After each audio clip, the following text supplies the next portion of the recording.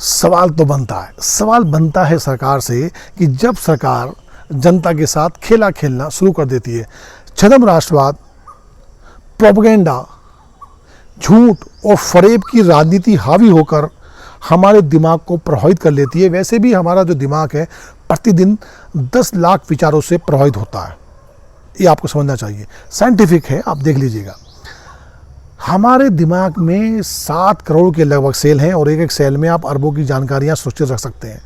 अब ये जो दिमाग को प्रभावित करने की जो प्रक्रिया है, इसमें अगर धार्मिक और उन्मादी तड़का लगा दिया जाए, है झूठ और फरेब की घुट्टी मिलाकर आपको पिलाई जाए, रोजाना पिलाया जाए, और इसमें जो है समाचार पत्र और टीवी चैनल्स इसमें महत्वपूर्ण भूमिका निभाएं, सुबह शाम तक नाश्ते से लेके सोने तक आपको व्हाट्सएप यूनिवर्सिटीज आपको जहर घोलती रहे, तो आपका दिमाग किस रूप में होगा आप खुद सोच दीजिए।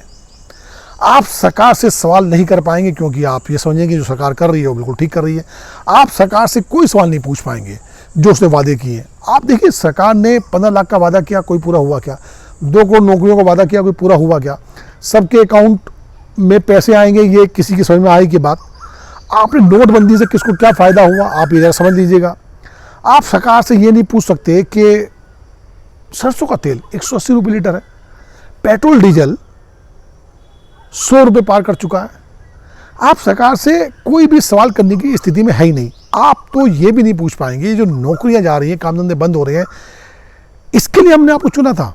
आप सरकार से ये भी नहीं पूछ पाने की स्थिति में है क्योंकि आप मानसिक लकवाग्रस्त हो चुके हैं कि कोविड महामारी में सरकार का जो रूप था सत्ता के प्रति, सत्ता को प्राप्त करने के प्रति, अगर यही रूप जो वो प्रभावी रूप से इस महामारी को रोकने में लगाते तो शायद इसका परिणाम कुछ और होता और हमारे जो लाखों व्यक्ति मारे गए ये ना मारे जाते।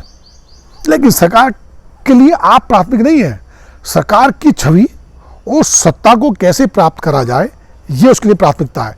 अगर ऐसा नहीं होता तो ट्विटर बीजेपी के कुछ नेताओं का और हमारे उपराष्ट्रपति का निष्क्रिय अकाउंट को सस्पेंड कर देता है। सरकार उसको घेरने जिस प्रकार की भूमिका निभाती है, यही से सवाल बनता है कि इस प्रकार की भूमिका, आक्रामक भूमिका, क्या आपको कोविड महामारी रोकने के लिए नहीं लगानी चाहिए थी? देखिए, आप सत्ता प्राप्त करने के लिए लगातार जातिवाद, धर्म, संप्रदाय, है ना, क्षेत्रवाद का सहारा ले रहे हैं। तो ये सब सवाल हम अगर पूछें तो हम देशद्रोही की कैटेगरी में आ जाते हैं, हिंदू विरोधी बन जाते हैं।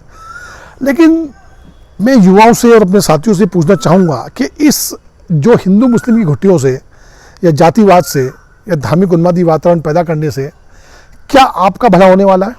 क्या इस देश का भला होने वाला है? आपको नौकरी मिलेगी, शिक्षा मिलेगी? हमारी जो एनर्जी है, हमारी जो पॉजिटिव एनर्जी है, जो 14 से 21 साल के युवा युवतियों में भरपूर ऊर्जा होती है, उस ऊर्जा को आप किस रूप में लगा रहे हैं? इस धार्मिक उन्मादी वातावरण को डेवलप करने में, हिंदू मुस्लिम की भावनाओं का प्रयोग कर रहे हैं आप। अगर इसी जो शक्ति है जो उनको प्राप्त है, उस शक्ति को आप पॉजिटिव कामों में लगाते, देश के निर्माण कार्य में लगाते, शिक्षा में लगाते, साइंस में लगाते, तकनीकी विकास में लगवाते, तो देश का युवा भी आगे बढ़ता, देश भी आगे बढ़ता। इतनी बात आपकी समझ में नहीं आ रही है।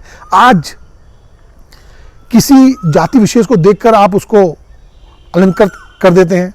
आप किसी धर्म संप्रदाय को देखकर आप कहते हैं कि भाई ये तो आतंकवादी हैं। आप अगर आज जो सिख जो हैं किसान आंदोलन में भूमिका निभा रहे हैं तो आप उनको भी देश विरोधी करार देते हैं। तो ये सवाल आपसे ना पूछें।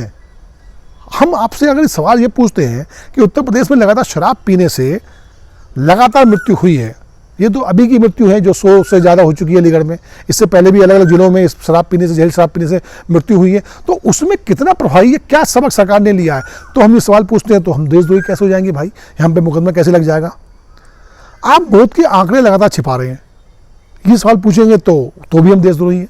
तो सवाल तो आपको पूछने चाहिए सरकार से और अपने आप से भी, क्या देश चाहते हैं आप? किस प्रकार का देश चाहते हैं? झूठ, फरेब, है, हत्या, यही सब देश चाहते हैं?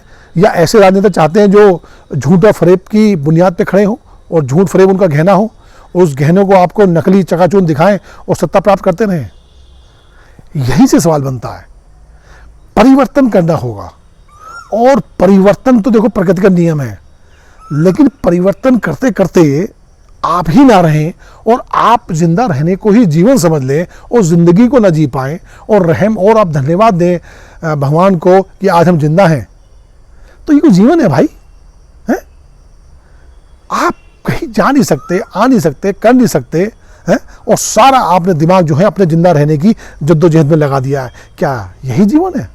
यही से सवाल बनता है ना, सवाल तो बनता है।